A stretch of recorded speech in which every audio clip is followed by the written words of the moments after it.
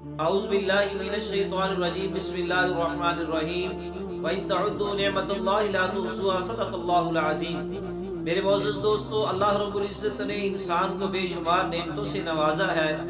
اور ان نعمتوں میں سے سب سے زیادہ اہمیت والی نعمت ایمان ہے، اور ایمان کے بعد سب سے زیادہ جو اہمیت والی نعمت ہے اسے تندرستی کہتے ہیں۔ ایک مرتبہ سیدنا موسیٰ علیہ السلام نے اللہ سے پوچھا،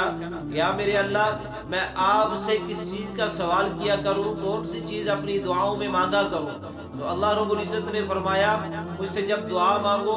تو مجھ سے تندرستی مانگا کرو۔ میرے معزز سامعین، تندرستی اللہ رب العزت کی اتنی بڑی نعمت ہے، اتنی بڑی نعمت ہے کہ اس کائنات کی ساری نعمتیں اس کے ساتھ وابستہ ہیں۔ میرے معزز دوستو، میرے محبوب صلی اللہ علیہ وسلم نے فرمایا کہ تندرستی کو بیماری سے پہلے غنیمت شمار کرو۔ اللہ رب العزت نے جس بندے کو تندرستی اور فراغت والی نعمت سے نوازا ہے، وہ بندہ اللہ رب العزت کا شکر ادا کرے۔ میرے معزز دوستو، تندرستی اتنی بڑی نعمت ہے، جو بندہ تندرست ہوگا اسی کے اوپر نماز فرض ہے۔ جو بندہ تندرست ہوگا وہ اللہ رب العزت کے سامنے سجدہ اور رکوع اچھے طریقے سے کر سکتا ہے۔ جو بندہ تندرست ہوگا وہ اللہ کی بارگاہ کے اندر اپنے رزق حلال کو کما کے صدقات و خیرات ادا کر سکتا ہے۔ جو بندہ تندرست ہوگا زکوٰۃ بھی وہی ادا کر سکتا ہے۔ تندرستی اتنی بڑی نعمت ہے میرے معزز دوستو، تندرستی کے ساتھ کائنات کی ساری نعمتیں وابستہ ہیں،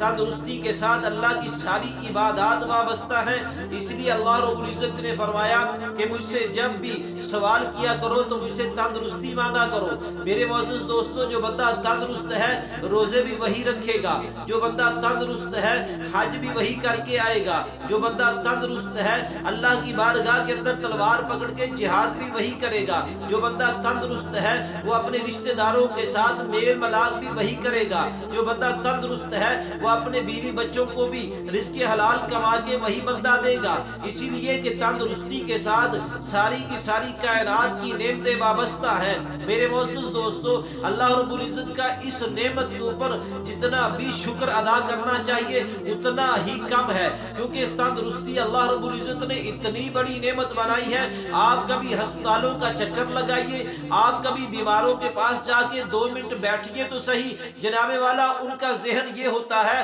اللہ ہم سے جائیداد لے لے، اللہ ہم سے زمین لے لے، اللہ ہم سے اپنی ساری کی ساری جو دنیا کی نعمتیں اور دے رکھی ہیں وہ ہم سے لے لے، اللہ ہمیں تندرستی والی نعمت عطا فرما دے۔ میرے معزز دوستو، جن بندوں کو اللہ نے تندرستی والی نعمت سے نوازا ہے ان کو چاہیے اللہ کی بارگاہ کے اندر جھکتے رہیں اور یہ سمجھتے رہیں کہ یہ اللہ رب العزت کا بہت بڑا ان پر انعام ہے، اور کبھی بھی تندرستی والی نعمت کو یہ نہ سمجھے کہ ہماری خوراک کی وجہ سے ہمیں تندرستی مل رہی ہے، ہمارے صاف شفاف پانی کی وجہ سے ہمیں تندرستی مل رہی ہے، ہماری جناب والا جم کے اندر جا کے ورزش کرنے کی وجہ سے ہمیں تندرستی مل رہی ہے، ہم واک کرتے ہیں تو اس لیے ہمیں تندرستی مل رہی ہے۔ نہیں میرے دوستو، میرے معزز سامعین، آپ حضرات کو یہ ذہن میں بٹھانا چاہیے کہ بڑے بڑے باڈی بلڈر مر رہے ہیں، بیمار ہو رہے ہیں، بڑے بڑے صاف شفاف پانی پینے والے ہسپتالوں کے اندر بیڈوں کے اوپر لیٹے ہوئے ہیں، اور جناب والا واک کرنے والے لوگ